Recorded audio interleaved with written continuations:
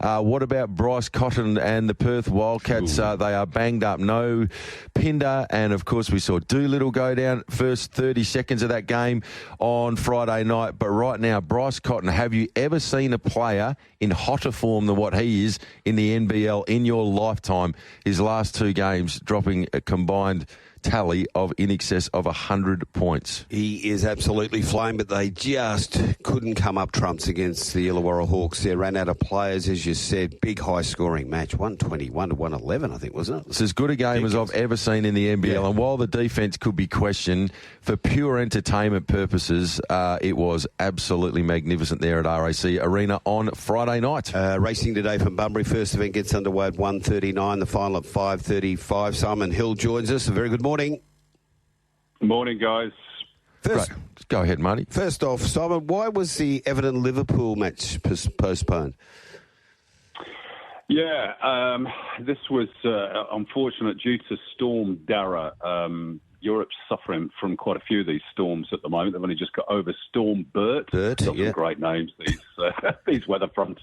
But Storm Dara has apparently hit land in the UK, and 70 miles an hour winds and driving rain across the country, but particularly in Liverpool, which of course is a coastal or a port city. So they probably suffer a bit more from it than some of the others. So that game was called off early yesterday morning UK time. They felt it was just too dangerous for supporters in particular.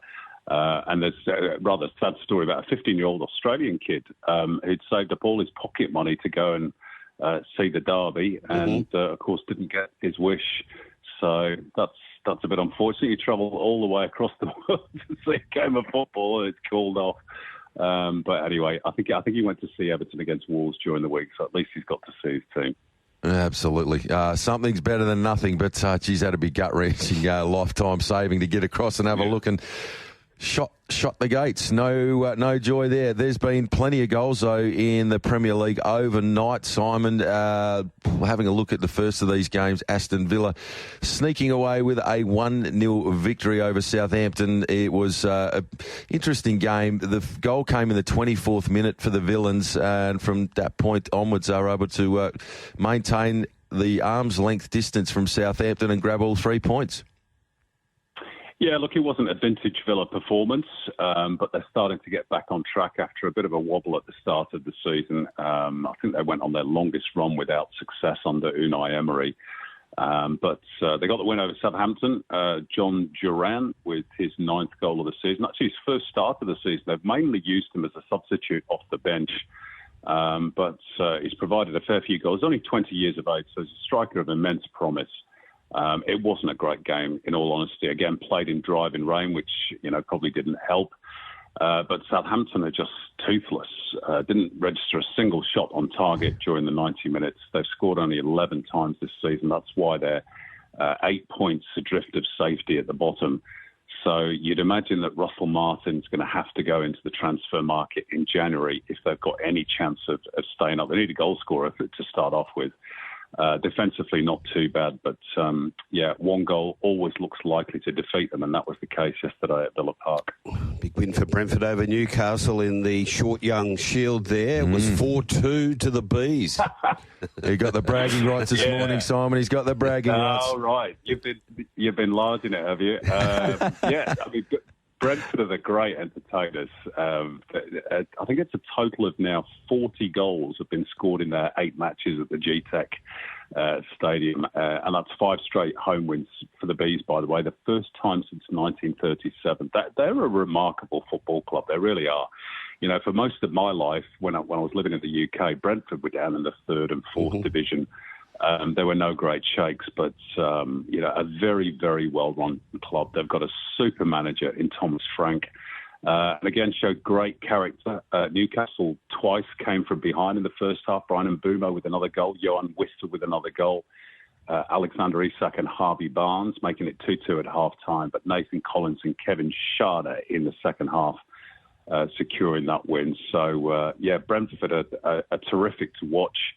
And Newcastle, for their part, down to 12th, which is, way below expectations, really, for them. Their record this season, won 5, drawn 5, lost 5. It's, it's very middle of the road for Eddie Howe, and he needs an upturn in fortunes, or you know what's going to happen. It's going to start the clamour for him to go. Absolutely. That's the way it works in England. Indeed, they're an unforgiving bunch up there too when it's not quite going their way. Crystal Palace drawing 2-2 with Man City. Big result for Palace this. Yeah, not for me. And another night's rest wasted for me, staying up to watch my boys throwing things at the TV. Defensively, all too frail once again. Kyle Walker, once again, at fault, in my opinion, for both goals.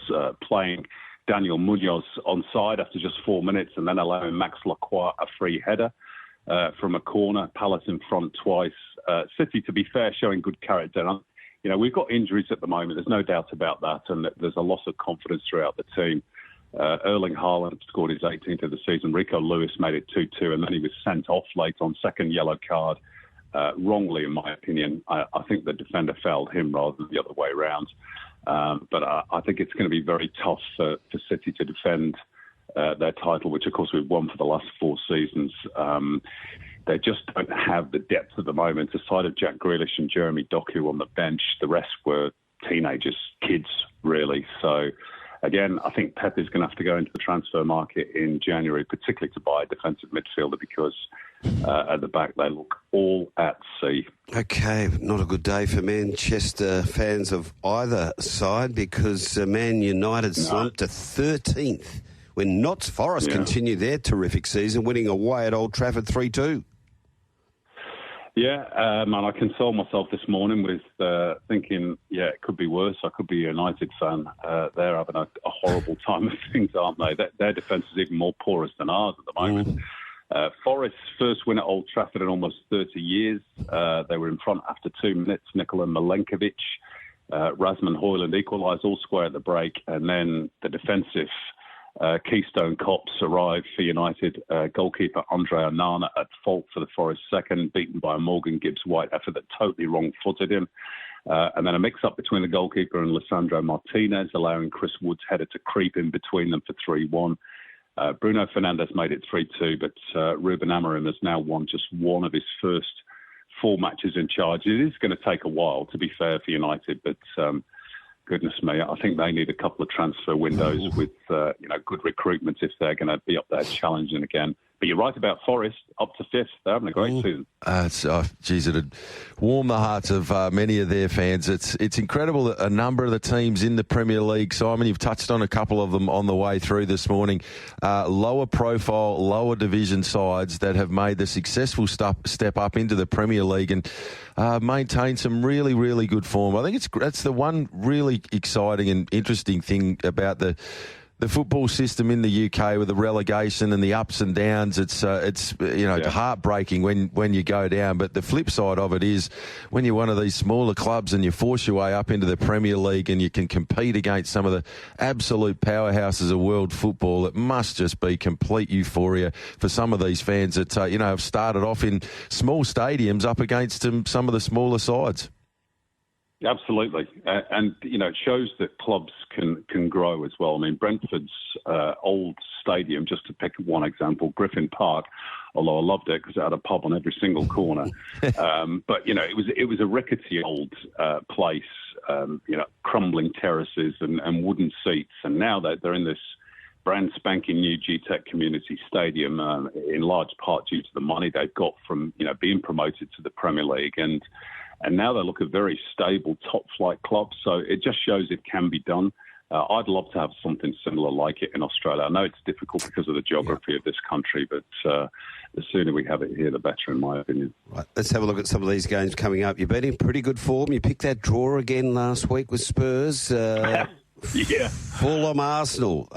Fulham, 550, 440 the draw. Arsenal, 155. Then Ipswich, 345, draw 380, Bournemouth $1.98, Leicester 475, draw 395, Brighton $1.70, and then Spurs 325, draw $4, Chelsea $2.02.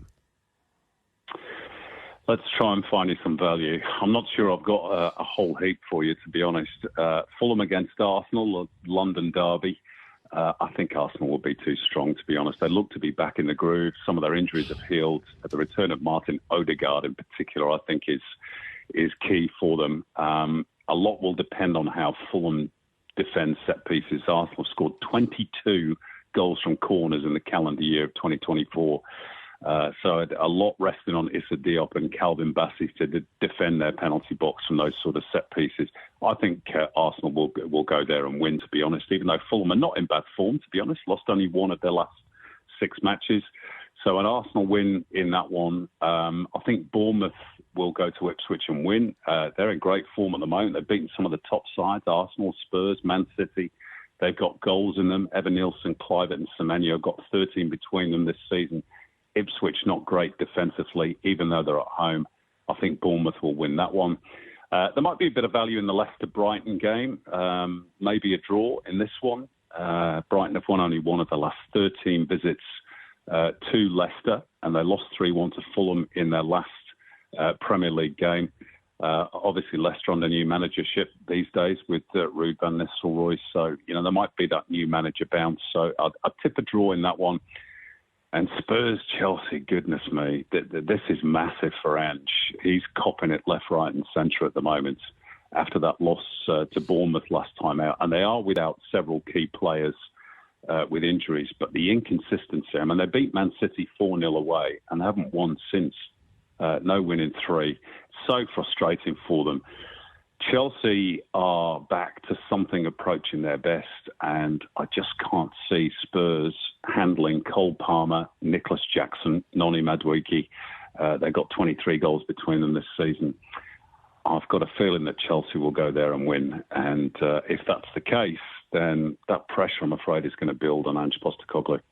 Well, let's hope that he can get a result or two out of Tottenham. Of course, a lot of love for the great man here in Australia, but it's a pressure-filled environment. It's they often say pressure is a privilege. He'd be feeling it right about now, Ange, but he's found a way on the way through. He's been a wonderful manager, and hopefully he can continue to do so and get the best out of Tottenham. We've got Arsenal to win, Bournemouth to win, a draw in the in the Leicester v Brighton game, and the final game we team up with Chelsea. $24.49 the multi for our man Simon this morning. Marty, you got anything off the text line there? No, not off the text line. No. What about?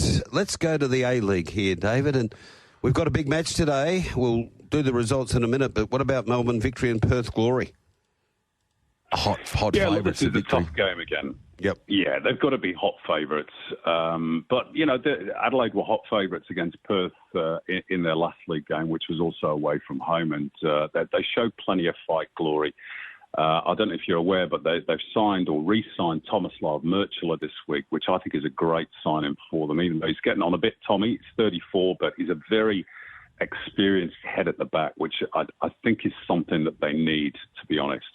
Now, I'm not sure if he's involved today, whether he's fit enough or, signed on in time to feature.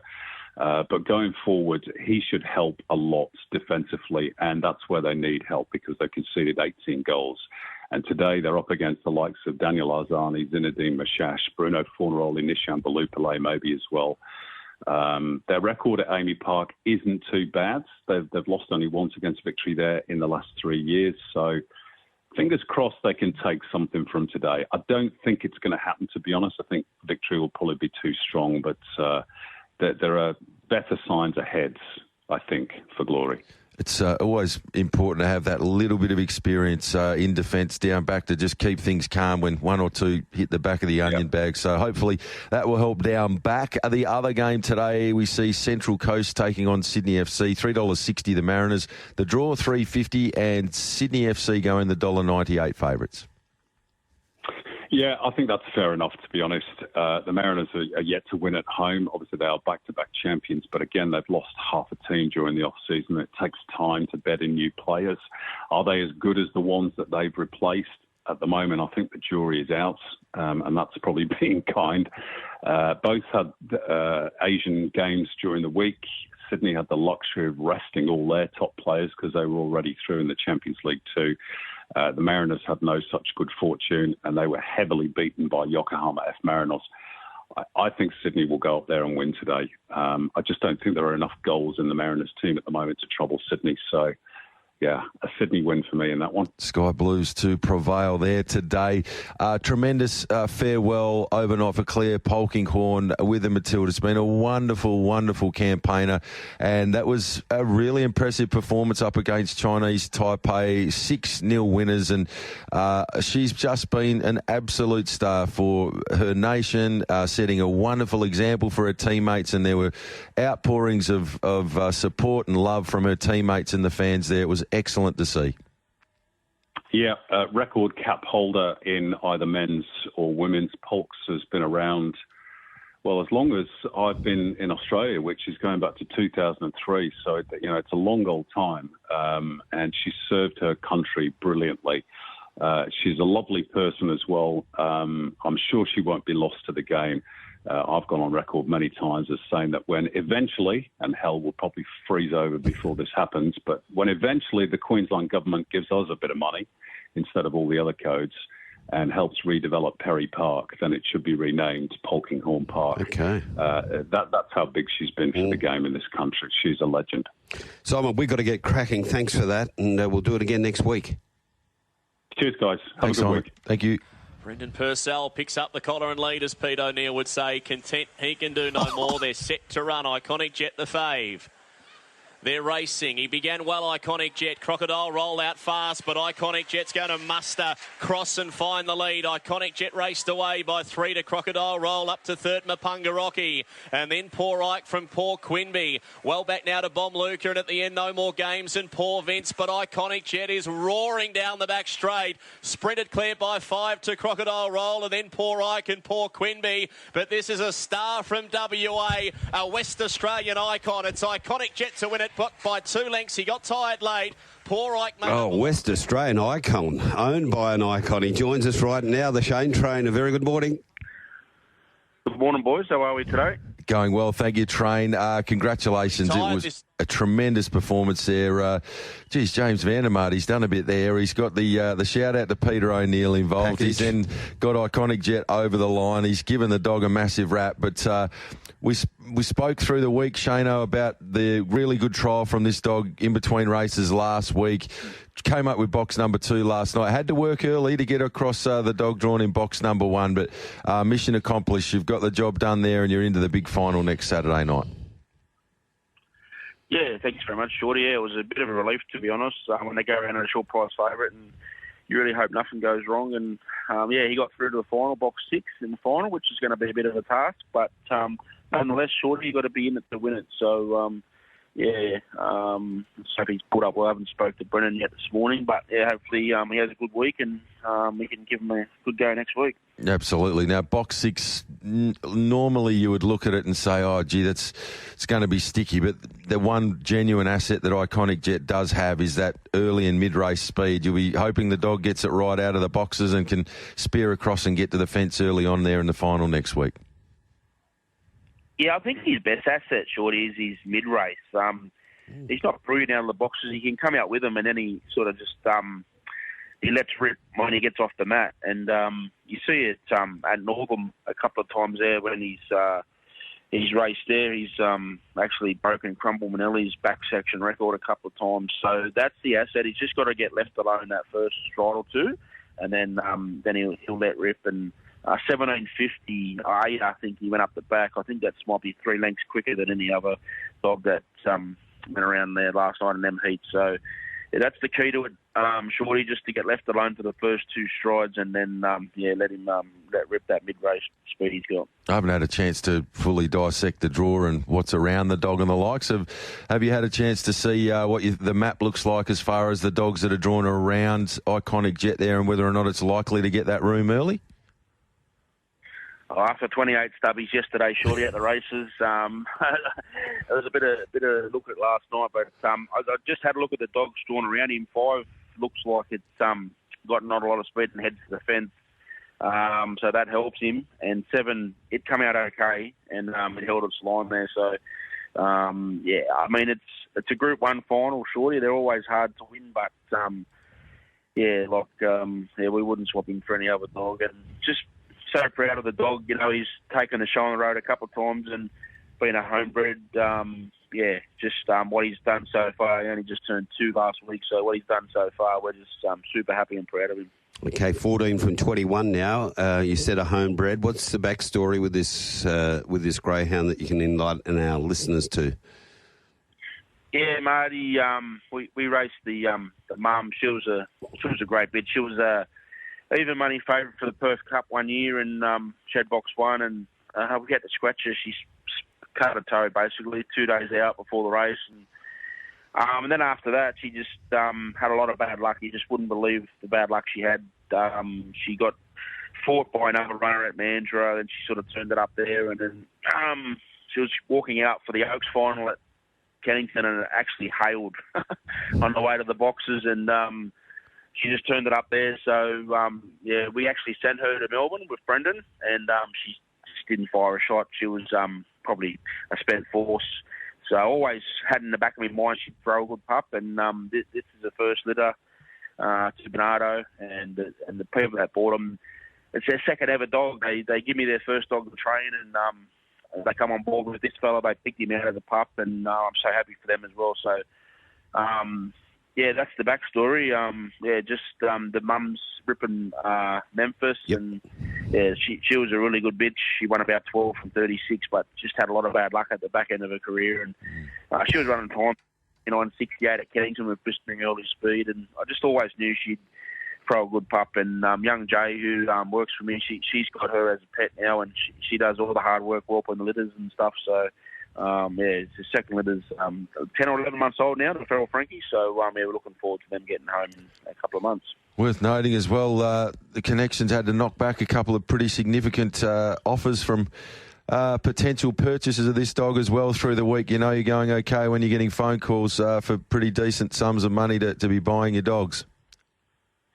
Yeah, it's always when dogs sort of produce them time, Shorty one out, always offers are going to come, and the amount of money that is on offer at the moment in the grand racing, it's a good offer, but it's also having the fact that the dog's only just turned 2.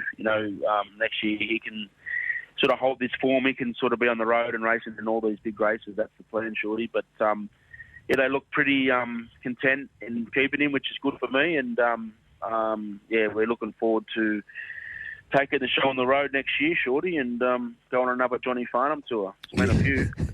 Well, I tell you, you're not bad, it must be said, at finding an event and getting around it, and there'll be another one there next Saturday. No doubt you've started making your flight bookings and accommodation bookings and the like. Surely you'll be there next Saturday night cheering on the jet. Well, there's a free drink there, so I'm tipping I'll be there, boys.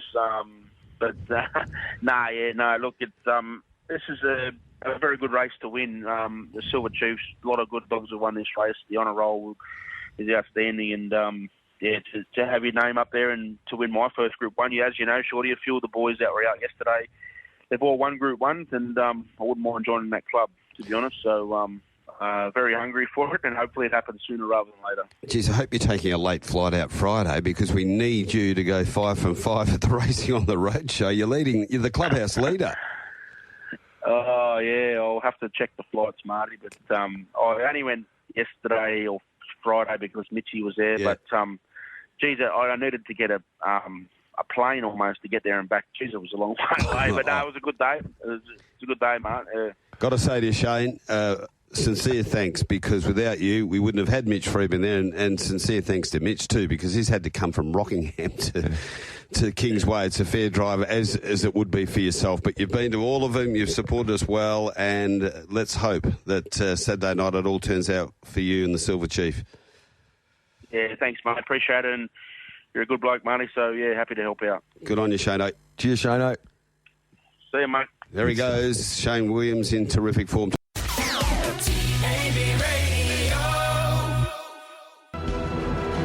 Blah, blah, blah. Let Marty Young and David Shortte do all the talking on The Aftermath. Sunday morning at its best on Tab Radio Racing and Sports. And Chris Nelson joins us as well. Good morning, Chris.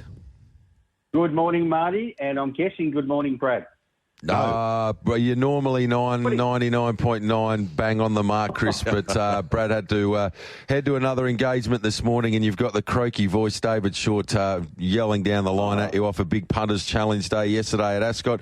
I didn't get to see all of the racing accordingly because I was up on stage while a lot of the racing was going on, but it was a very interesting afternoon of racing, Chris, because Rose Hill was at the start of the day. They were talking, there may be a little bit of rain, there may be none. We could be a good 4, maybe soft 5, and before you know it, Sydney weather reigned supreme, off to a heavy 8, and it looked like a surface where you really needed to be comfortable with your toe right in to having any impact.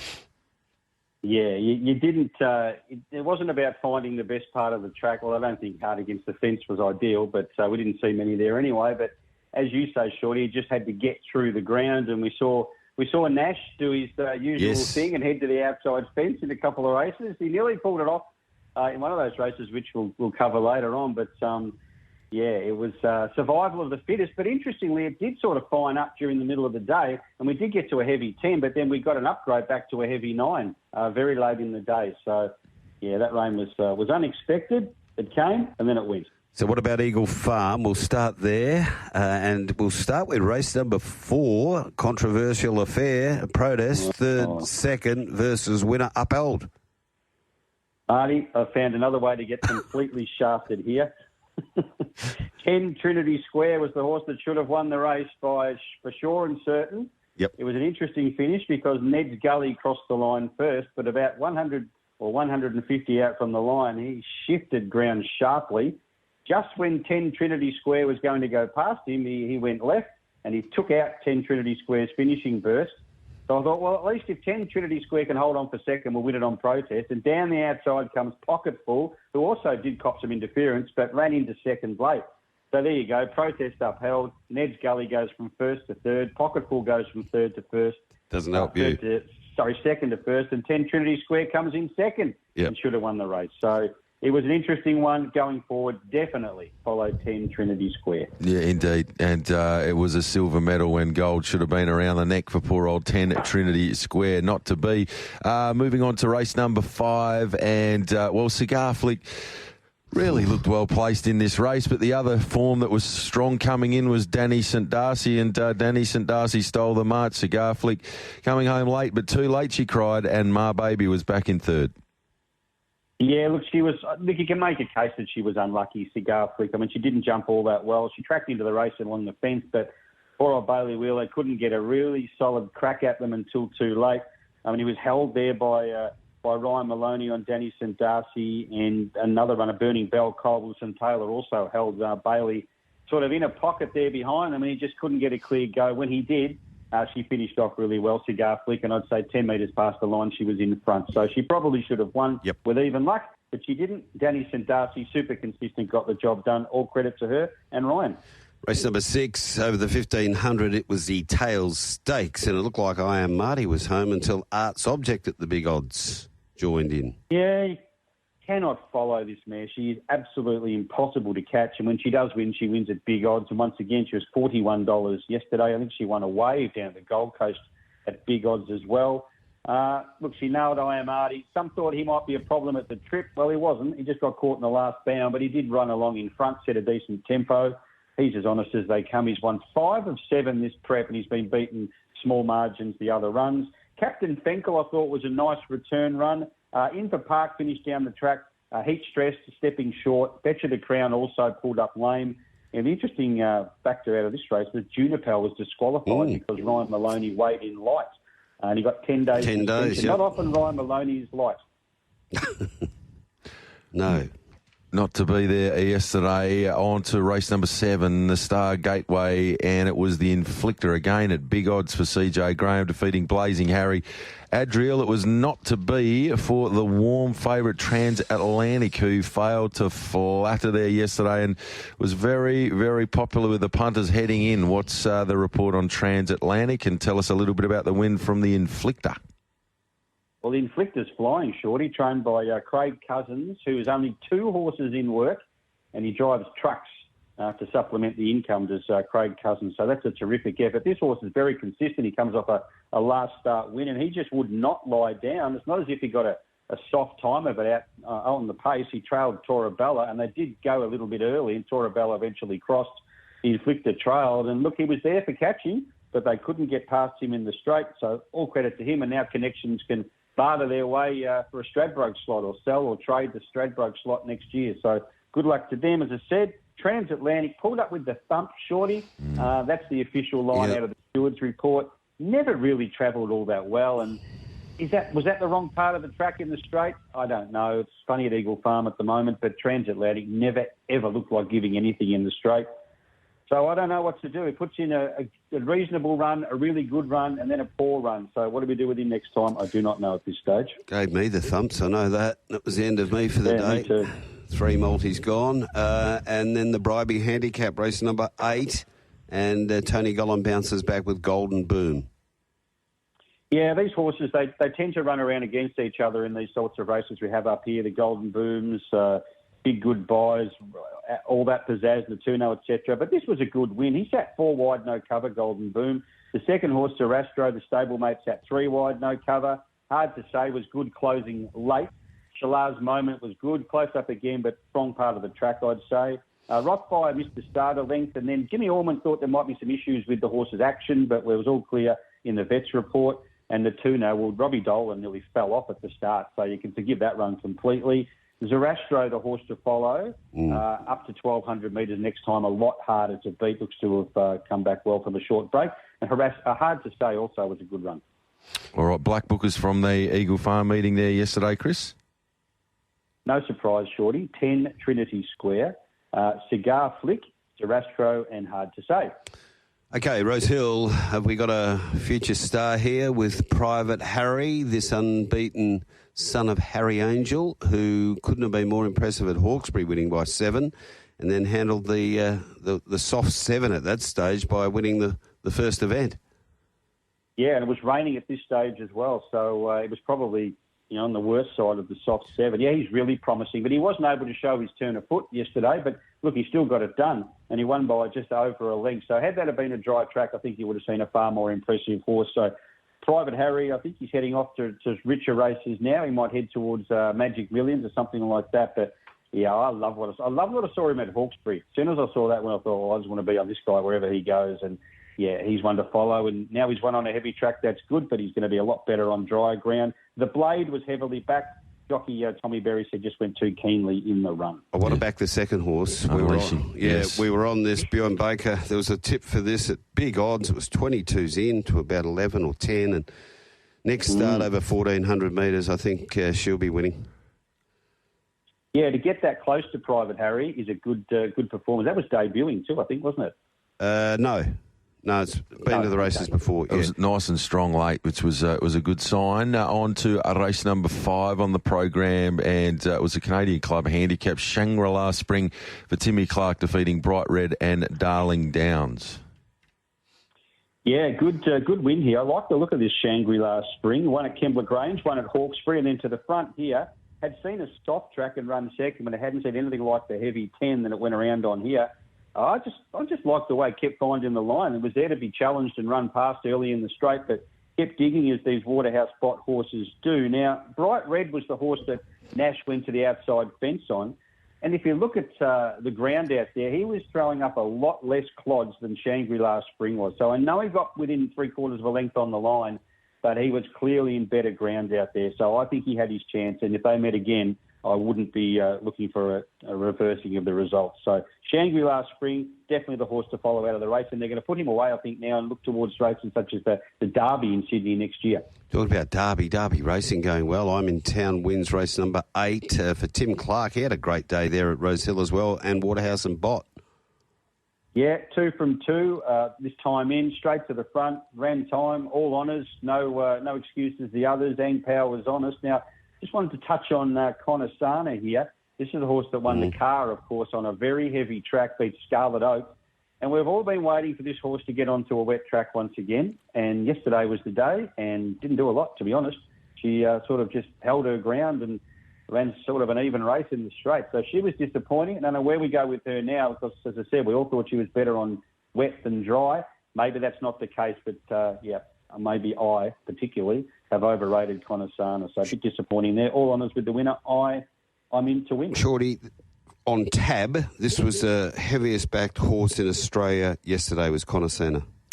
Yeah, there was very good support in the build-up to the race. I'm in to win was a drifter, and Conasana ended up going around a favourite. They effectively flipped spots in the market from earlier on in the day, and basically it was a flip around by the time this race started. But it was a meeting that was absolutely littered with scratchings and late scratchings, and by the end, a lot of the races ended up small field sizes, but they got the meeting underway, a run and won, as I would say. And when you have unexpected heavy rain like that, I think often race clubs, trainers, jurisdictions, everyone involved is often just happy to get the day done and dusted and move on to better days in store, hopefully, for the remainder of their summer in Sydney town.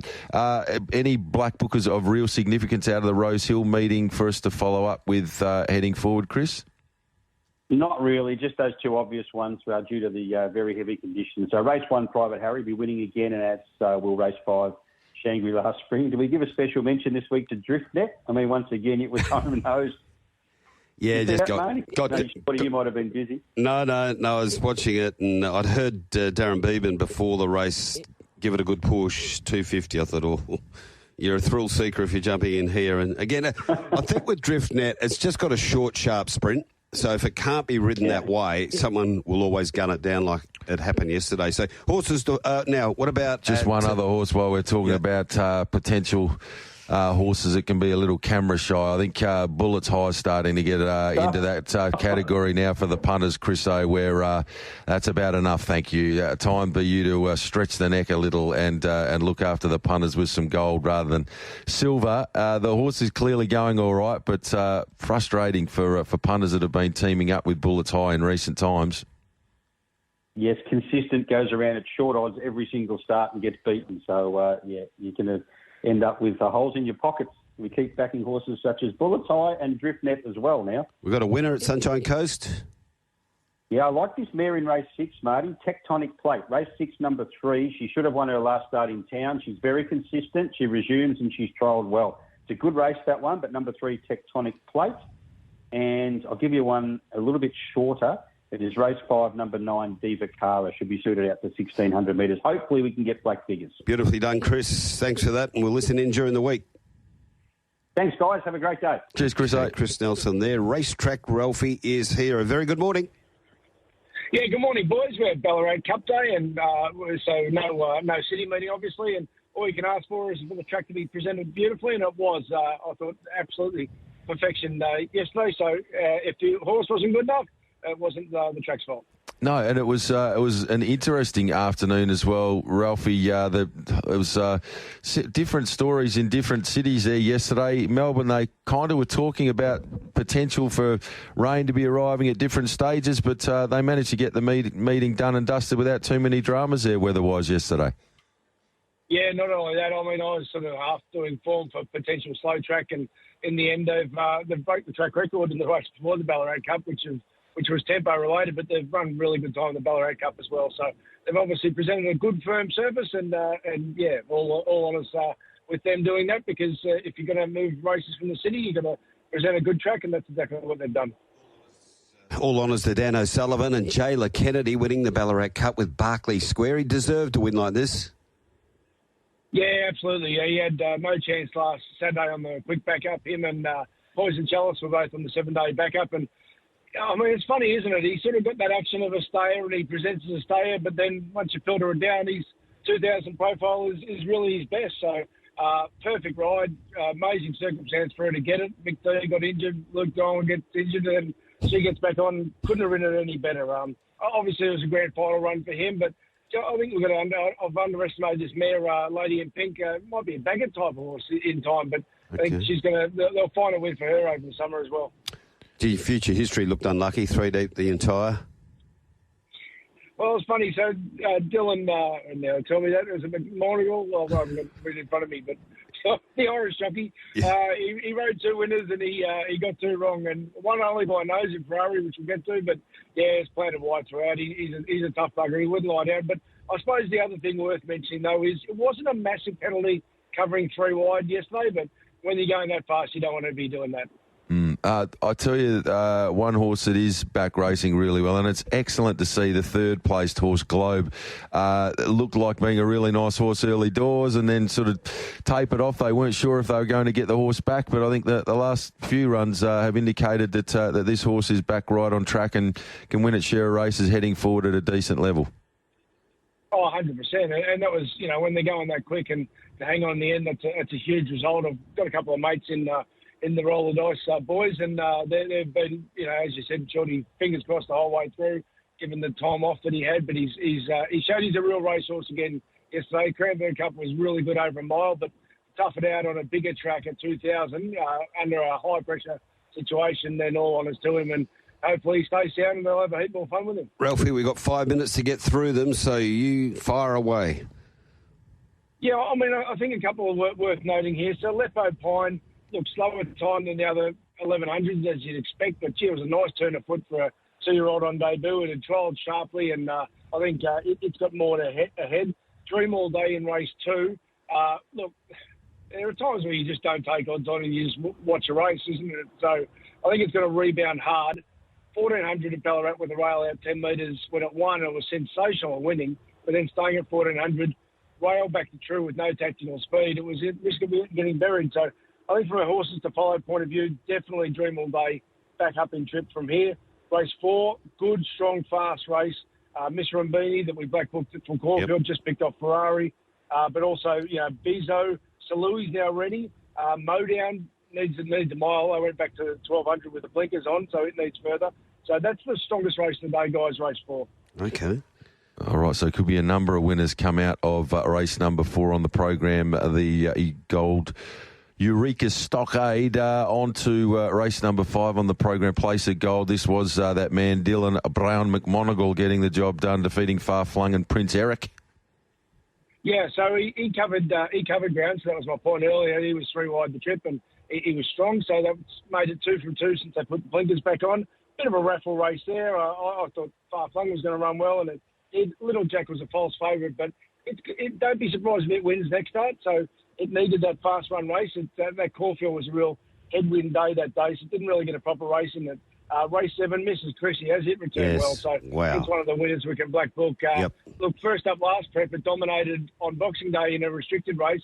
I reckon they'll go there and it'll take a power beating in the Christmas handicap. And worth noting this year, though, it's going to be on the Heath track and the inner track, so they're doing some work in the main track. So I think it's going to advantage her even more. So because she has tactical versatility. Craig Williams yesterday just sat back when the heat was on, and she didn't show a lot of great speed, but she was strong. So she's returned an absolute ripper, and she can be followed with a fair bit of confidence. It's an arrogant win, wasn't it? She just sat back. He just knew that he had the right horse, sat back, comfortable, bang to the middle of the track, and home she went. It was a really good performance.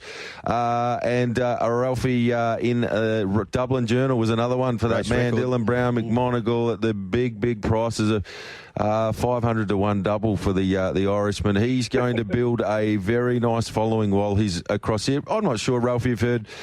Is he here for an extended period of time? I haven't heard too much about him. He rode 3 or 4 winners at the Curragh only a week or so before arriving, and he sort of popped up over here, and the guy can flat out ride. He's a very, very talented man in the saddle, and yesterday showed that. They're not easy to get on Saturday's 500 to 1 doubles. Is he sticking around is the big question mark. I think he is. You might have read up better than me, but I think he is. This time last year, his strike rate was enormous. He can clearly ride, and then when he gets to know the form a bit more, it's going to be even more to come. I did skip over Don't Hope 2. It's going to win again. Time matched up well with Mrs. Chrissy. It's a benchmark 70 compared to a benchmark 100. So Simon Zara, I black booked it from Cranbourne Cup Day, and he's got him humming. So he's going to race through his classes and win again. In the last race, the Opens beat Sir Atlas, who was good first up. Is it me, though, one of the black bookers? I'm sure there's a target race for it next start. I think it might be a slot race or something like that. I heard Daniel Bowman yesterday. So certainly in summary, Don't Hope 2 and Miss Chrissy among the winners. And from those who got beaten in race 10, Is It Me, and earlier in the day, dream all day up in trip. Okay, thanks for that, Ralphie. All the best, mate, and continue your good work. Good on you, boys. Thank you, Ralphie. Racetrack Ralphie from racetrackralphie.com.au.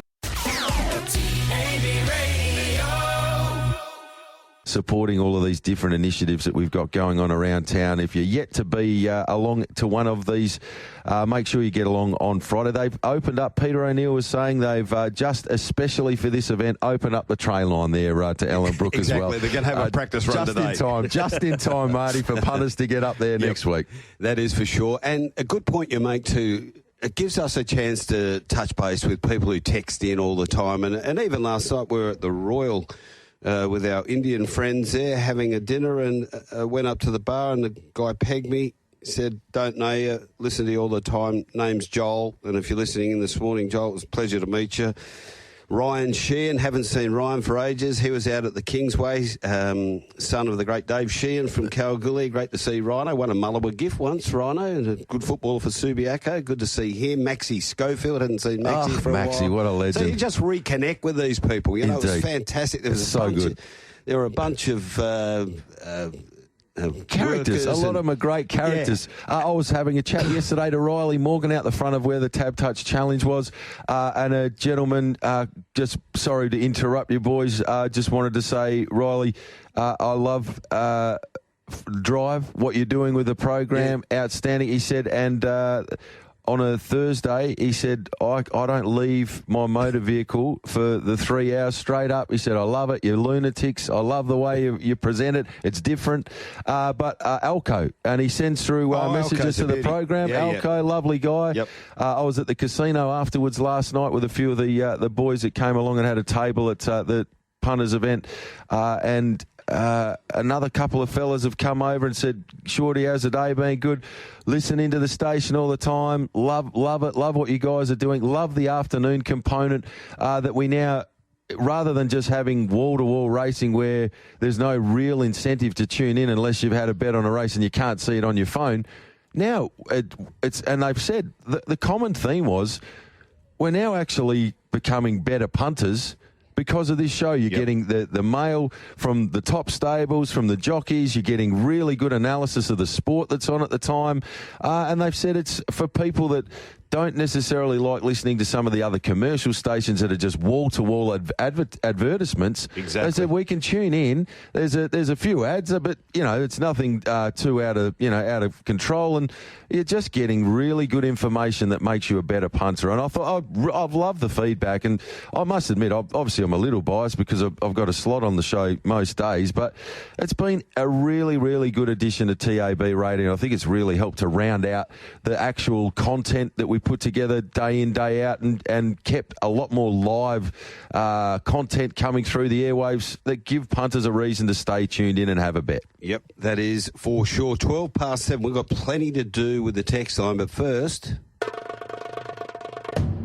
On the Aftermath, it's time to introduce the 1985 Brownlow medalist from the Footscray Football Club, Brad Hardie.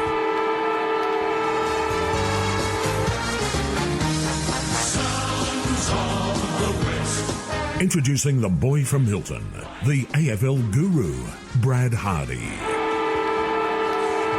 Good morning, Bradley.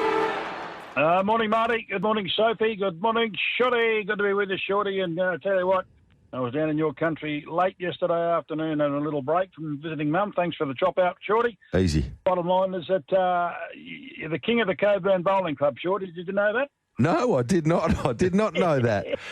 Good to hear, though, Bradley, that I've got a little support crew somewhere in this great state. Sounds like you might have run into some pretty decent characters there, though. I ran into the proprietors of the Sweet Corn Cup, Kevin Cornell and Ross Sweetman, and but a lot of Hilton boys down there from yesteryear. Once a year they catch up, Marty, and I just happened to hit the right day. So beautiful. Anyway, it was good. So. Anyway, we had a nice couple of years. So I was telling them that if I had Steve sell the noob nut, Shorty and Telly Savalas would have the Popham handicap. But the three-way dead heat. Yeah. Lollipops all round. Hey, is Nashra Willer, has he found that better going out wide yet? I'm not sure. Nash yesterday. Sure, I don't know. I'm sure you watched that. I didn't get partake too much because I was obviously with Mum. But I watched a couple. And I said to mate, I said he started racing at Rose Hill and finished at Ballarat. I'm not sure. A couple of times in a row. I'm not sure what the outside. There must have been a magnet on his saddle that took him to the outside fence, mate. I'm not sure. He's just got a bit wayward there yesterday, Nash. I'm not sure what happened. Oh, dear. It was an interesting day of racing. Plenty going on. Day 4 of the Pinnacles. A great vibe out there once again yesterday. Brad, gee, they've done an excellent job with this carnival. We've got 1 week to go, but it's been really well received by the racing community over here. Some real high-class racing and another excellent crowd on track there yesterday. Yeah, I was only watching it, as I say, from afar, and they had the big screen there, and we could hear the sound, and it's great racing, and you boys have done a wonderful job. And Marty, your Friday shows are going really well, they tell me. So that's even, it's good. It's when you get people involved. I think, who'd you have? Sammy Freedman, was it? Or Mitch Freedman. Mitch Freedman and Will Bourne from Kirranmar. He gave a great insight into this horse as well. If you went there, can't they win on a broomstick? I think we're going to buy shares in John O'Neill. I think that's well, you would have had something on it if you'd been there. And good old mate, the tomato flogger, found it. He had a good go at it yesterday. Well done, Scotty. Hey. Here's one off the text line I've been saving for you. What you guys heard regarding the West Coast Waffle team maybe amalgamating with Perth Football Club? That's from Snoz. Oh, I think that's always been the long-term plan with Barra at the helm as the president and all that. But, look, do we need it? Possibly. They've somehow got out. I mean, everyone else got punished for salary cap problems, and they've all been... they got penalties, but they're all, suspended. So, we want a vibrant, waffles competition, don't we, Shorty? And, we want to wish them all the best. But, it's always been let's call a spade a spade. Perth created this a long time ago when they gave the 9th licence to Peel. Peel didn't give it to themselves. Remember, everybody was going in there, they were going to vote no, and Perth rolled over and they voted yes. And we end up with 9 teams, and that's where we started to get that little bit of difficulty with the fixture. But no, we're in it for the long haul now. So but if they do that, look, the longer term plan I think for West Coast has been to join a VFL reserves competition. The 18 clubs would all have a reserves competition. That's still on the cards. It's stopped a little bit in its tracks. We know Port Adelaide, Marty, and Shorty, the Adelaide, they were looking to try and join the VFL because that's a basket case. So, I mean, it's a good competition as such, but, there's 23 teams, Shorty, and they play each other. They only play 16 rounds. Go figure. It's crazy. Hey, Brad and Marty and the listeners, I'll be really interested to get everybody's thoughts on this, but I've often thought about this and the amount of thirst and during football season, most footy fans can't get enough football. At some point, I have always thought there'd be a commercial scenario whereby the AFL look at it, and it isn't a cheap exercise travelling around with an extra reserves team and the like, but given how many people love football and would quite likely watch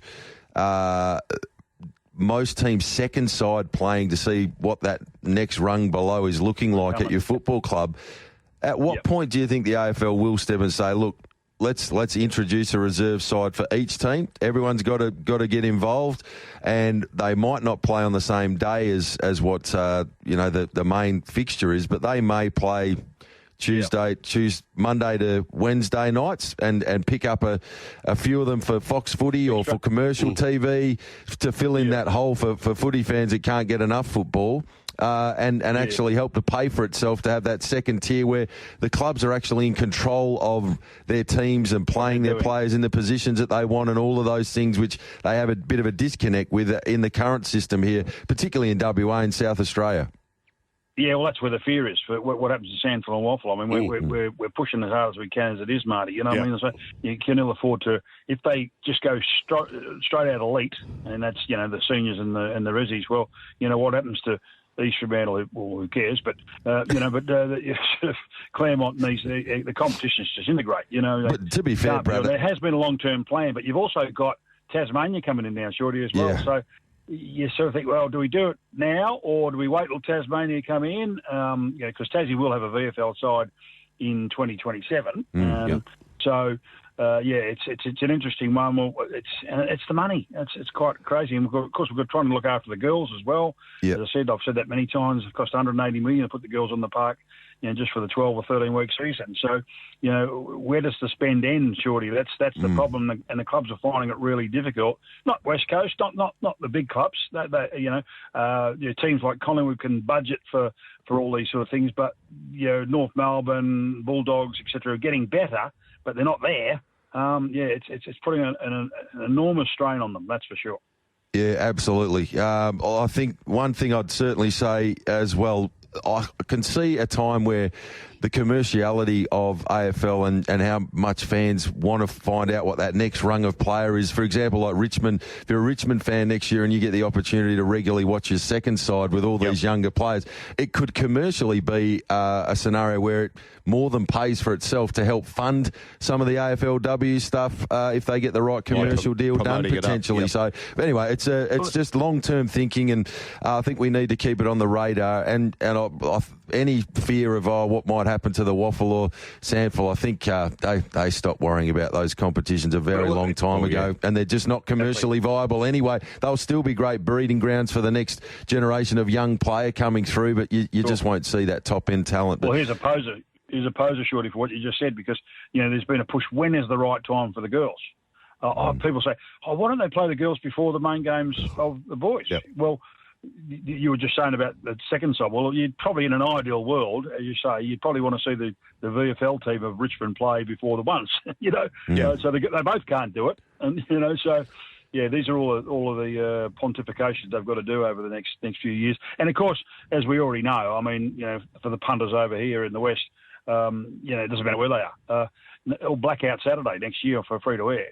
So it's all on. It's getting, and we don't want to do that. We just got to do that, stop that as much as we possibly can. We don't want to end up like the UK and other things where you have to actually have subscriptions to watch your team play. That's what we want to see. 2 or 3 streaming devices going at once. Yeah. What about Lisa of Allenbrooks? Text in your favourite, Brad. Guys, Perth's penalty was a slap on the hand. I don't believe that it was an honest mistake. All clubs know the rules about salary caps, and no leniency should be given to a club because they've been floundering down the bottom of the ladder. East Perth will find out their penalty this week. So what did you think of that? Yeah, no, I agree. I mean, you just can't have degrees of, because we feel sorry for them, we're not going to penalise them. As I said, part of that crew yesterday that I saw was Fig Jam, Marty Atkins, Shorty, you know what I mean? Yeah, he lost his job. Yeah. He lost his job for it, pretty much. Yeah. So it's got to be collateral damage for someone or something, because, it's like you and me, Marty, going down the road because I'm Brad Hardie and I get pulled over for speeding, I don't get a ticket. Because you're Marty Young, you do. I mean, that's not how it rolls. I mean, that's the analogy I would use. But so Lisa's on the money there. I mean, Perth should be penalised. She's still rolling here, Lisa. The Eagles, I hear, have gone way over their soft salary cap, mainly due to Simo's payout of around $1.2 million. Yeah, they have. And look, how that works is, so you get the $7 million or thereabouts, for the soft cap. Now, if you spend $7.5 million, every dollar over the $7 million, you have to pay tax. So you have teams like Collingwood, for instance, they budget for that, Shorty, so they might go 7.4, let's in round figures.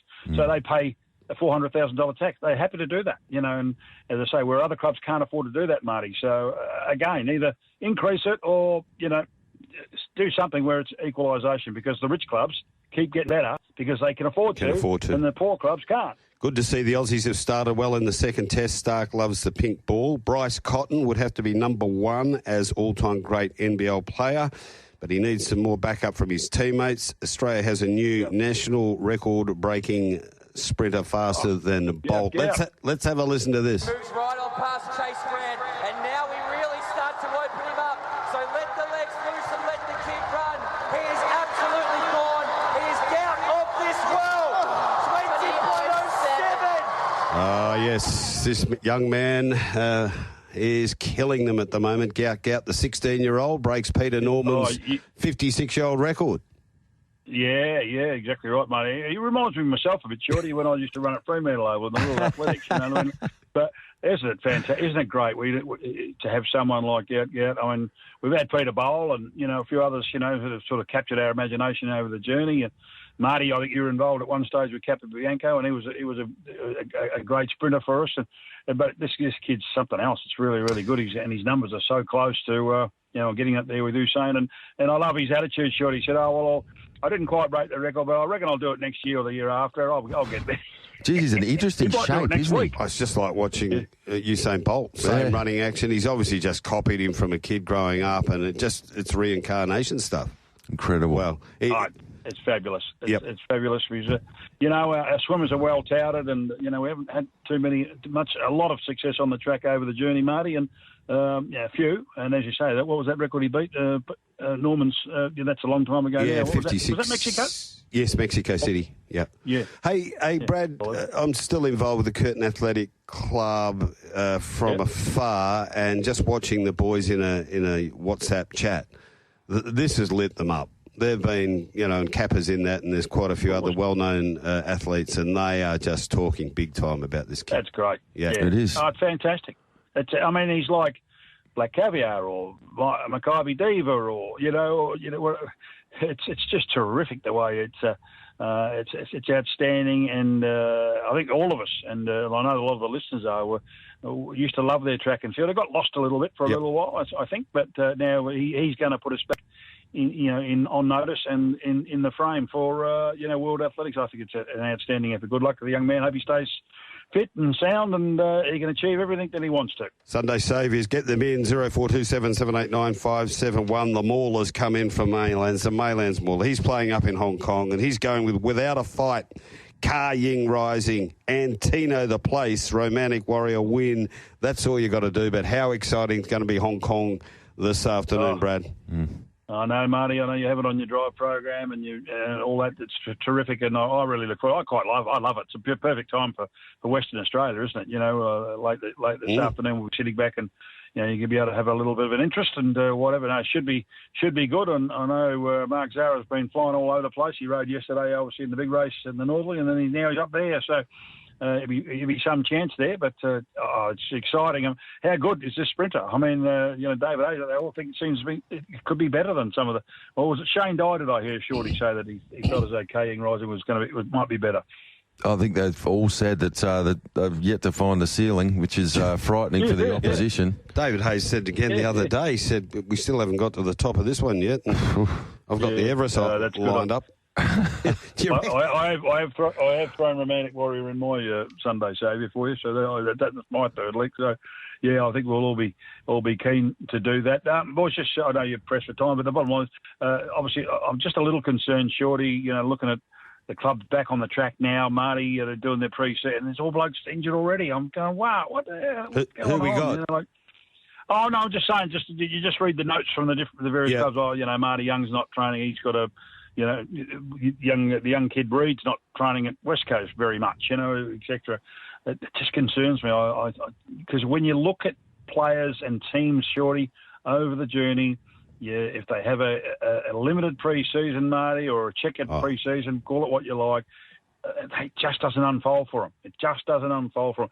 And I always say, if you've got half a dozen injuries at the start of the year, you'll have half a dozen at the end, not necessarily the same blokes. So, it shouldn't be. It shouldn't be. I mean, some blokes are, Rioli's done a bit of a knee.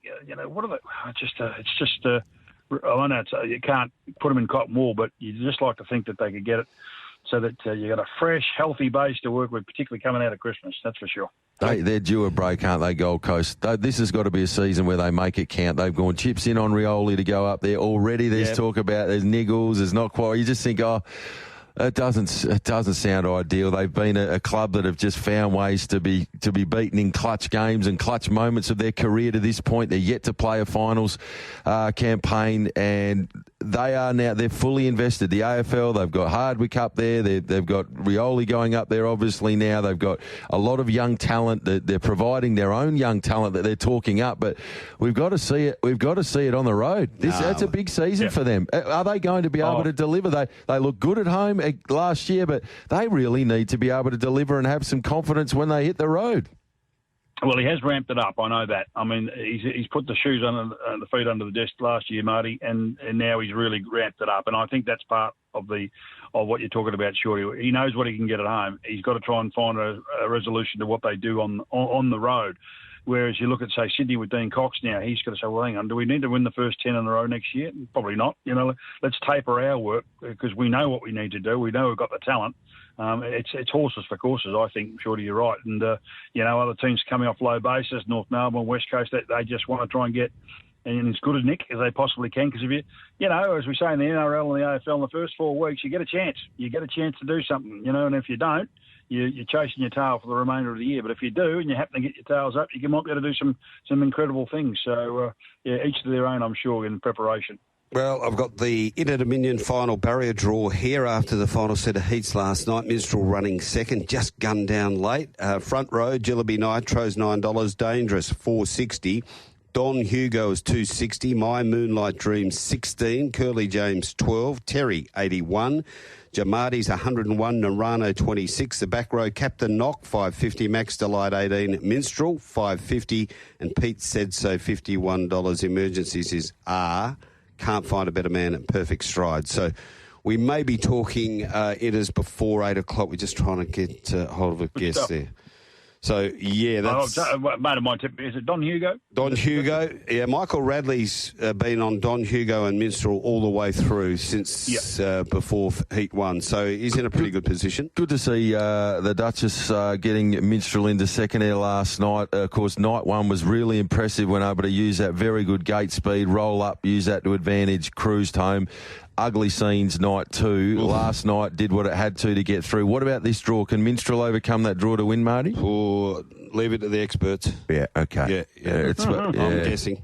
If it had drawn well, probably got a 3 next to its name and really hard to beat. Now from this draw is going to need things to open up for it. It can't be too bad because it's $5.50. It's been, was about $4 and got out to $6. Hovering around to $5.50. So they must think it can. Must look all right.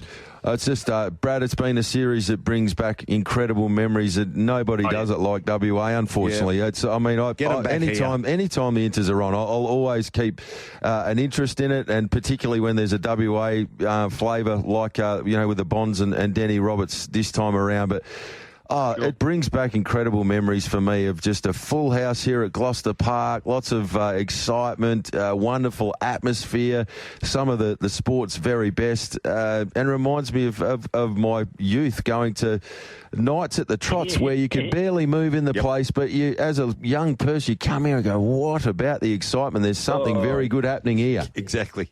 What about the bookmakers underneath the stand there? As you say, Jack Ivankovic used to run the whole show, Shorty, and all of that sort of stuff. I had cause because I've been told so much about the East Fremantle new development and how bad it is. And I got to go and have a look for myself. I drove past yesterday, and of course, you always see the gates out the front there of the Richmond Raceway. Yes. Shorty. What a great show that was. Absolutely. Everybody there. Those bloody Millers and Regans and Shays, they're all there. You'd call them characters. Oh, big time. Character track. Colourful. Old Gwenny Starkish used to be in the front office there at the admin, Gwenny and Gil. They're back in those days. There were still plenty of stables in White Gum Valley. And it was a great time. It was a great time for the sport. Bradley, we need a Sunday saviour. You can have this one, Marty. Let's go to Hawkesbury. Bjorn's got one going off in race 2, number 11. Oh, Invincible, it's called. So it goes pretty good. So that's $2.50, Marty. Gerald's got one resuming today. He thinks it'll win race 7, number 4. It's a Wonder. It's also at $2.50. And then I'm going to round it out with Shart in race 8, number 1, Romantic Warrior. Put in take out there, Shorty, at $1.45. So $2.50, Oh, Invincible. $2.50, It's a Wonder. $1.45, Romantic Warrior. $9.10 there, Marty. You're going to have half of the world shaking if those first two win. My goodness. If the word gets out, it's all running on to Romantic Warrior. It could get out to $2.50. The meat. Well, you know what happened last week, don't you, Marty? Yeah, I know. Meatloaf. This could be unbelievable scenes at Shartin. I couldn't stop. Surely I can't stop. It's Romantic Warrior. Surely. Bradley, I will get a little bit of mirth, and Marty breaks a very good point. Once the news gets out. I will change. If Romantic Warrior gets the beat in the third leg and we're still alive, Marty, I will change by default my name to George Grillisich. Yeah, okay. Start smoking. All the best, Bradley. Who are you here for today? The nude nut. He's a beauty. I saw him the other day. I saw him in the toilet here on Friday night. Yeah, and you can also, don't forget Mort. Haven't seen Mort this time round, but I did see Frankie Lee. He's from Ross's Oxford. He's a beauty too. Legend. Great work. Thank you, Bradley. All the best, boys. See you, mate.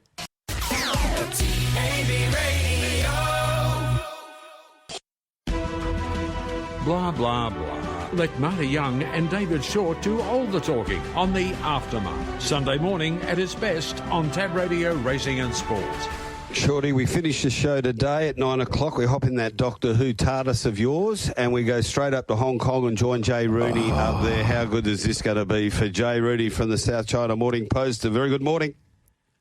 Morning, guys. How are we going? Going really well, Jay. Well, you must be really starting to hit top gear yourself. This is the most exciting time of the year up there in Hong Kong. I was lucky enough to take the Brekkie show up there for a couple of years in a row with Wes and Richie a number of years ago now, and it is just the most spectacular week. The biggest names in world racing, all of the racing media from all around the globe converge on Hong Kong. There's big events going on right, left and centre, and the actual excitement and vibe on track on the Wednesday night for the International Jockeys Challenge, and then today the actual fizz from the local racing fans is quite remarkable, really, really special, and you've got a hell of a day in store.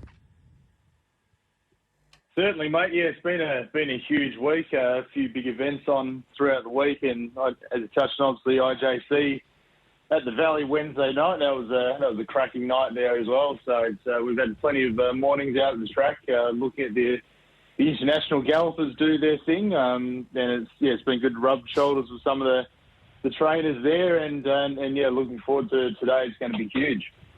Certainly is. Well, let's get some bets for our punters. You want to run through your tips in the big four first off, and then find some winners around them as well. So the first of them will be the Vase, the Longines Hong Kong Vase race number 4, and it's featuring, of course, Without a Fight from Australia. But normally the Europeans race very well in this event, don't they, of the 2400? They do. They've got a really good record in this race. The locals tend to not get too involved in this race in recent years. And probably no exception this year. There's only 2 or 3 sort of locals that don't really have a lot of class, a lot of Group 1 sort of class at this sort of level. So I think you're definitely looking at the internationals. I'm actually slightly leaning towards Without a Fight. Just feel like he might actually be the quality of this field. It just got to overcome, I suppose, the query of being second up off that long injury layoff, but. He was really good at Flemington first up, about a year between runs. We obviously know how good he was last year, winning a Caulfield and Melbourne Cup, and that's a no mean feat pulling off that double. So, I do like him to go really close today. It is an even field though, so I've also gone with Luxembourg, Marky Satt and Stellenbosch in my top 4. They're all really good chances, but there's a few others even outside of those 4 that can certainly figure. So it's a very even race, but slightly leaning towards Without a Fight. All right, so that's race 4, number 1, Without a Fight. The first of Jay's thoughts in the first of the Group 1s there this afternoon. Moving on to a race number 5, the Group 1 Longines Hong Kong Sprint. Absolute beauty here, and this emerging sprint sensation, Ka Ying Rising, will be no doubt the talk of the track, and the punters will sool in. This will go around an incredibly short price favourite, Jay, and the place will be rocking when it hits the track for this event. Certainly will. I think David Hayes and Zach Purton have been the most popular trainers and jockeys to talk to this week from media from all over the world. He's basically overshadowed Romantic Warrior, who's an absolute champion. So, it's been a big build-up to this race, and this is his date with destiny, I suppose you can put it. His first Group 1 test, but it's hard to see him being beaten. He's just bulletproof. Even with the wide draw, he'll just coast across from there. And the best thing about this horse is he can be used early to get the position. Then he switches off when Zach asks him to, and then he goes again when Zach asks him to, and he lets down with an explosive sprint in the last sort of couple hundred. So, expecting him to win. I like How Deep Did You Love to fill one of the placings. He ran second to Ka Ying Rising last time out. And these Kane rising recent races, it's really set up for the horses off the speed running on to fill the placings behind him. So I think today will be much the same. I don't mind the Japanese sprinter Legal. Mm-hmm. He won the Sprinters Stakes in Japan going back to September, and he was coming off a knee injury and a bit of a layoff and won that race first up. So it was a pretty good feat that day. And he's a pretty smart horse in Japan, so I think he can run a bit of a race, and Helios Express is the next best for me. What about race number 7, the Mile? This is a more open race from the way I look at it. Antino, of course, for Tony Gollan, and that French horse, Lazat, created a big impression when over here in the Golden Eagle. Yeah, he did. It's an interesting one for him going to the Mile the first time, but I suppose you look at his Golden Eagle run, only 100 metres less, and he was super that day. And he was unbeaten from 6 starts in France before he went to Australia. So he's a very promising horse. He can make an impact. But, yeah, even race, I really like Voyage Bubble. Just feel like he's a horse that can put himself up on the speed, make his own luck, and give a good kick at the end of his races. He's pushed, he's run second in this race, the Golden 60 last year, and he's taking a bit of ground off him late, and then he's pushed Romantic Warrior in a Group 1 2,000 metre race early this year in Hong Kong as well. So he's a Group 1 winner at the Mile of the Stewards Cup. He probably lost a bit of his gloss when he went overseas and had a couple of sort of poor runs. One was unlucky, one was a bit poor in Japan, but come back really well. Really liked his last start winning the Jockey Club Mile here, and I just think drawn 5 with J-Mac on board, he's going to get the perfect run. He's going to be really hard to beat. Very interesting to see how that pans out. Antino's got to be coming into this race with really quite solid claims, you would imagine. The last 2 runs have been excellent, beaten less than half a length behind Mr. Brightside last time out there. Excellent performance, and the run prior was the one that really got me on board with this horse. That was a race where Another Will was the warm favourite going around there, and Antino, the way that he put that race to bed late and just cleared out, it was an outstanding performance. 6.5 lengths that margin against a good quality lineup. This horse is going great guns. Marty, earlier on in the week you had a chat to Tony Gollan, and he's absolutely ecstatic with how the horse has settled in up there in Hong Kong. Yeah, he's been one of the eye catchers at track work up here. He's just the horse just looks in such good order at the moment. And Tony's mentioned he's been like that throughout pretty much the whole spring. But yeah, it does really catch the eye at track work, and just looks like he's ready to run a huge race, and he's drawn well. So if he happens to step a little bit better than he usually does, he might be able to find a bit more of a position, maybe midfield. And Blake Shin is a big booking because he knows Shayne so well, and he's just in ripping form as well. So, I've got him as a major player in this race as well. He brings a lot of X factor to this race. I think Galaxy Patch can obviously run a big race as well. He did get beaten in the Jockey Club Mile last time out at a short price. So I just don't think that race really suited him very well. He popped out to make his run sort of halfway through the race and didn't really get the right toe into it, was left exposed out wide. I know they'll be riding him patiently today, much more patiently, and he's drawn 14, so he'll be going right out the back. But on his day, he's not far off a horse like Voyage Bubble, and I think he can be effective today. I wouldn't write him off. He didn't have the best of runs, and I don't think it was one of Vincent's best rides last start. And if what you're saying is from that wide draw going back, if they can run on, if it's a silly price, I'll be saving a little bit on him. And then the 2,000 metre Hong Kong Cup, Romantic Warrior. Can the Japanese test him? I don't think so, but there are a few people that believe that Liberty Island from Japan can give him a big shake today. She's a Triple Tiara winner from Japan last year through that 3-year-old filly series, and she comes here off just one run back from an injury layoff, and she was a little bit disappointing that day in the Tenno show, but she was wide and she was first up off a long layoff, so there's a fair bit of improvement expected from her second up, but I still think Romantic Warrior is just hard to go past. This horse. He's just a winner. He can do it from up on the speed, out the back. He can do it anyway. He's tough, and he's almost bulletproof as well. So going for a record third Hong Kong Cup in a row, I think he's where you've got to start in this race. He's going to be really hard to beat.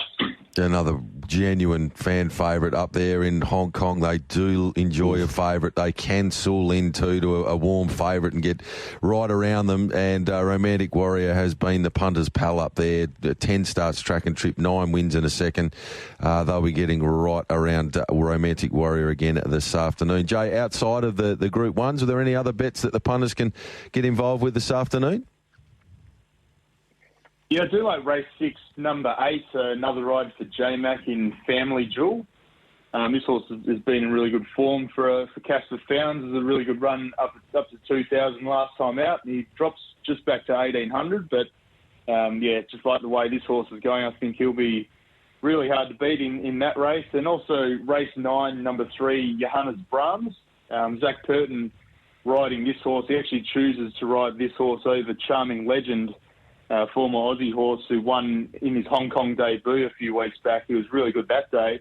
So I think that's a pretty good push. And Johannes Brahms, is a European import, ran really well in his Hong Kong debut himself. He ran third, wasn't beaten too far, but I think he had barrier 14 or wide draw that day and top weight, and he stuck on really well. His trials before that were excellent as well. So I do like him in race 9.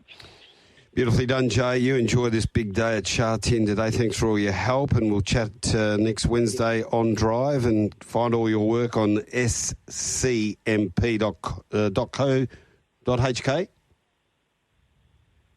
Yeah, for sure. All our tips are on there, and there's all our tips from my colleagues and some others that file their tips every week as well. So we'll have all the latest news as soon as the races are done today and tonight.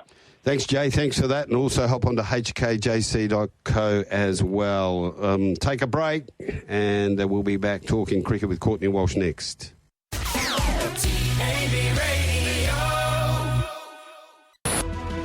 Blah, blah, blah. Let Marty Young and David Shortte do all the talking on the Aftermath. Sunday morning at its best on Tab Radio Racing and Sports. Very good morning, Courtney Walsh. Good morning, Marty and Shorty. Another lovely day in Adelaide. I'm not so sure we'll see much cricket, but with Richard Pant still at the crease, it's possible that we might get a bit more than what we anticipate because he's got the Travis Head factor about him. He can turn matches on their head very quickly. So I'm not saying we're home yet. No, just a little bit of work to be done, as you've touched on. If they can knock him over, Reddy was pretty good in the first inning, so he's got the capability to sort of hang around and get a few. And the next man in has also been a thorn in the side for Australia at different times, Ravi Ashwin.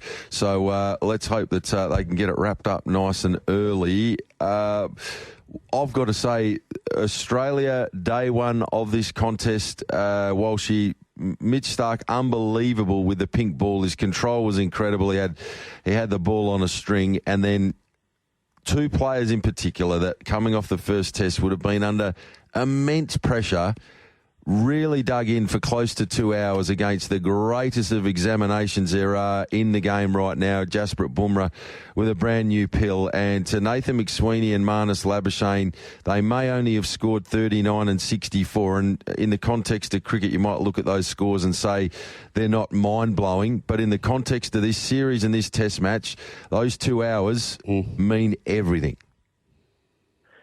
Indisputable. To be able to survive, and look, there was a bit of, they had a bit of fortune as well. They probably played and missed, up to a dozen times. McSweeney was dropped when Pant went across when that was probably going to first slip. But you need a bit of luck in cricket, and they probably didn't get any of it in Perth. And so to have that fall their way and to survive that session, without doubt, it was interesting. I remember talking to Adam Gilchrist in Perth, and he said one of the few positives he thought he could see from it was the fact that on that second innings, once they'd survived the initial sort of onslaught from Bumrah in particular, Travis Head Mitch Marsh and Alex Carey were able to get among the runs. And he said, look, the talent with Siraj, no doubt, and obviously with the younger bowlers, Hashit Rana, Reddy, he said they're all very good, but if they could survive that first sort of onslaught from Bumrah, well, you might start to see him getting a little more tired.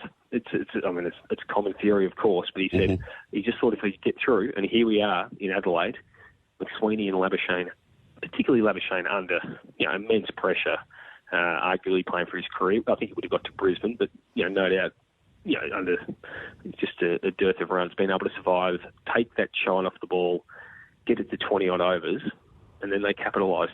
Travis Head yesterday was just able to unleash. He got some luck as well, but just unleashed with such a fury. And Bumrah starts cramping later in the day. So, there is a blueprint there if they can get through initially. Yep. What's a dangerous score for Australia to try and chase down and India to make today? I would think 150 is dangerous, given what we've seen. The only thing is that we will be batting during the day. I would think with Pan at the crease, if they can get to 150, I'll be getting them quickly, and with Reddy as well, because we've seen him basically thrash the bat in his 3 Test innings to date. He's done so with some success. He's also had his good fortune as well, Reddy, which means we'll be batting in the day. So look, with Bumrah there, you never know, and I'm not absolutely convinced that one flashing innings from Travis Head, which is realistically the difference in terms of the runs scored, means that we haven't got some brilliancy in that or brilliance in that top order. But I would think that if they can get them out for less than 100, I think they'll be absolutely fine. Yeah, and you're right. It's that night session that the wickets can clump. They didn't on day one, and that was I think the key to this Test match, no doubt about it. Travis Head, though, just sublime. He has a wonderful record at his home ground there. There was a lot of love for him in South Australia, and I said at the start of this series, Walshy, that he's the one Australian batsman that he is just right now, his age demographic, the way he's played over the last 18 months, he's just he's at the peak of his powers. And if you allow him to get set and get to 20, the way he plays his cricket, he can take the game away from you very, very quickly. And yesterday was the ultimate example of that. Just an absolutely glorious innings.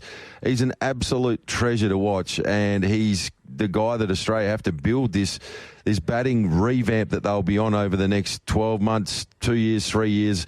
It may, if they get through this series unscathed, they'll probably look to do something similar in the Ashes. But at some point in the next little bit, the majority of this batting order are 35 plus or getting to that range, and Head's got to be the man for the next sort of 4 to 6 years that they just work around. I don't think there's any doubt in that. And you touch on there will be times where he will miss out. I think he played and missed 4 of his first 12 deliveries, and he had a couple of lives that flashed through his slips in the 70s. The Siraj dropping him in the outfield. So you are going to have some times where he's going to play a shot in different situations, and he'll probably earn some criticism as a result. But the bigger picture is what he did yesterday. When he's on and when he makes it right, he is the match winner. 10 years on from the death of Phil Hughes, we talk about that Test and the importance and the significance 10 years ago.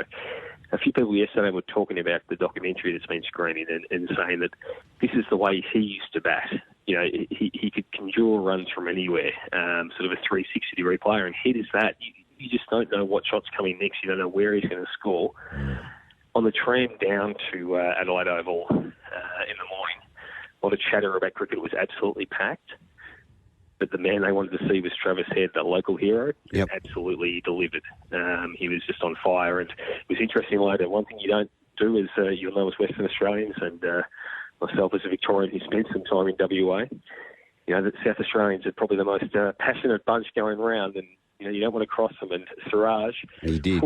Once he gave that send-off, my word, was the crowd up and about. Needs to pull up a bit, doesn't he, Siraj? It's all good being competitive, but that was crap. Oh, it's garbage. Well, when you're on 100, you knock the bloke out on 140, you've already lost the war. Yeah, big time. What's the point of the send-off there? It was a really... And he he copped the off. It's been a long time since I've heard a crowd as vocal as that. Good. As vocal as that. There was a bloke in the members wearing an Adelaide Crows jumper, won't surprise anyone, but basically, went from one end to the other of the members, giving it to Siraj afterwards. So I like it. A bit of colour around, and that's the one thing. The crowds here have been incredible. I think Perth did a really good job in the first week, and clearly that's a step forward in terms of the right direction. But Adelaide, the only problem for Adelaide is they can't get tests that last more than 3 days. Yep. Because they're killing us here, 50 and 51,000. It's a fantastic ground to watch cricket. Absolutely. Well, I guess it's mission accomplished. Even if it goes 3 days and gets through to late today, all of the tourists are still visiting and spending the late week over the weekend there. The money's being spent in South Australia. I heard an interview with their Premier talking about what it means to the state as far as tourism, restaurants, the whole lot. And hats off to them, because it's more than just the cricket in South Australia. Walsh, you'll be able to attune to this. The first session and a half, often the punters find themselves out the back, Marty. This has got our name written all over it. You get out the back for a couple of hours and get yourself in the right frame of mind with a couple of quiet sippers, and then you can go and enjoy the cricket for the back sort of 3 hours, and the punters just love it, Walshy. It is, on that hill on the way back up towards North Adelaide, the atmosphere is nothing else. It's certainly got that sort of car park feel that you get during Cup Week at Flemington, with just plenty going on. Not so sure how many have actually seen a cricket ball bowled in the first two sessions, said Shorty, but similar to those that get to the races and don't actually see a horse go around. But it does go off, and I'm surprised it doesn't happen more often. Sort of, at the MCG, for example, in that car park, and also in Sydney, because wow, it is a great party at the back as well. It was just, I went for a wander, as I said, when Head was sort of batting, and it was just going ballistic out the back. So, hey, Courtney, we've got to get cracking to the news, mate. We could talk all day. We'll listen in on the Sports Daily. Thanks for that. Absolute pleasure, James. Have a great day. Cheers, Walshy.